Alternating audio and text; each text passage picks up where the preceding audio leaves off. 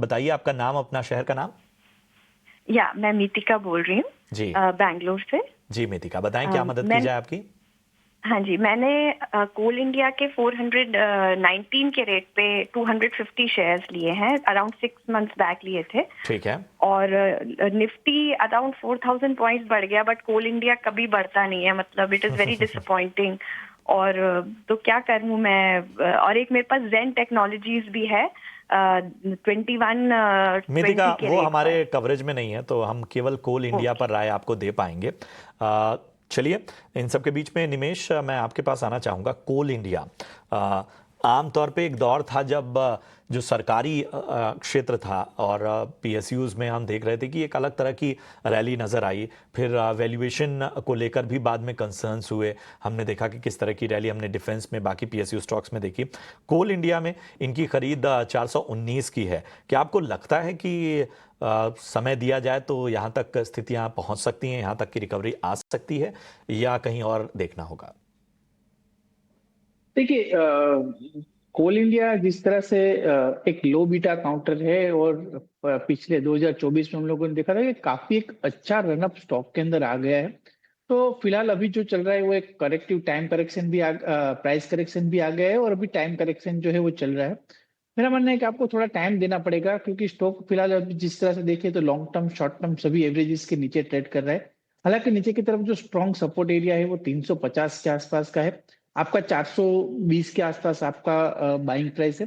तो मेरा मानना है कि अगर आपने शॉर्ट टर्म के लिए लिया है या मोमेंटम प्ले करने के लिए लिया है, तो डेफिनेटली आपको एक बार एग्जिट कर देना चाहिए, क्योंकि अभी फिलहाल शॉर्ट टर्म में कोई मोमेंटम बनेगा चार्ट के ऊपर ऐसा कोई दिख नहीं रहा है।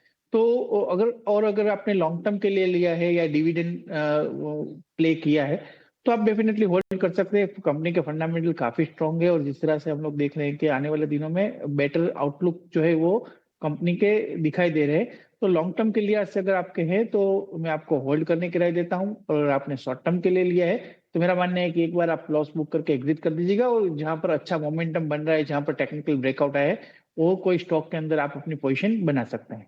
चलिए, तो ये है कोल इंडिया पर राय मिलती हुई, आपको शॉर्ट टर्म और लॉन्ग टर्म दोनों नज़रिए से बता दिया गया।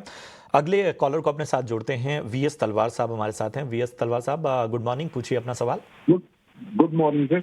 मेरे पास एसबीआई है 807 के रेट से 250 शेयर। ठीक है। तो मैं करीब 1 साल रुक सकता हूँ। ठीक है, 1 साल का नज़रिया एसबीआई इंटरेस्टिंग बाइंग है। इनके बाइंग के आसपास ही अभी फिलहाल स्टॉक का ट्रेड करता हुआ। और शरण बताइए, 1 साल के नज़रिए से एसबीआई कैसा लगता है इनको? तो निफ्टी पीएसयू बैंक क्षेत्र ही बहुत अच्छा लग रहा है। आने वाले समय में मुझे लग रहा है काफ़ी अच्छा करेंगे, और रेट कट के बाद और सीआरआर कट के बाद डेफिनेटली एसबीआई के चेयरमैन ने तो बोला उनकी ग्रोथ 12-13 से 17% भी जा सकती है। तो ओवरली बहुत ही पॉजिटिव है, फंडामेंटली भी पॉजिटिव है, और टेक्निकल प्राइस एक्शन भी बहुत पॉजिटिव है। सारे मूविंग एवरेजेस के ऊपर ही ट्रेड कर रहा है। तो मैं डेफिनेटली होल्ड की राय दूंगा। अगर थोड़ा नीचे आए, मैं तो बोलूँगा अगर आपको फंड्स है तो थोड़ा ऐड भी कीजिए। स्टॉक पैटर्न बहुत अच्छा है, और आपको एक बहुत ही अच्छा ब्रेकआउट देखने को मिल सकता है 825 के ऊपर।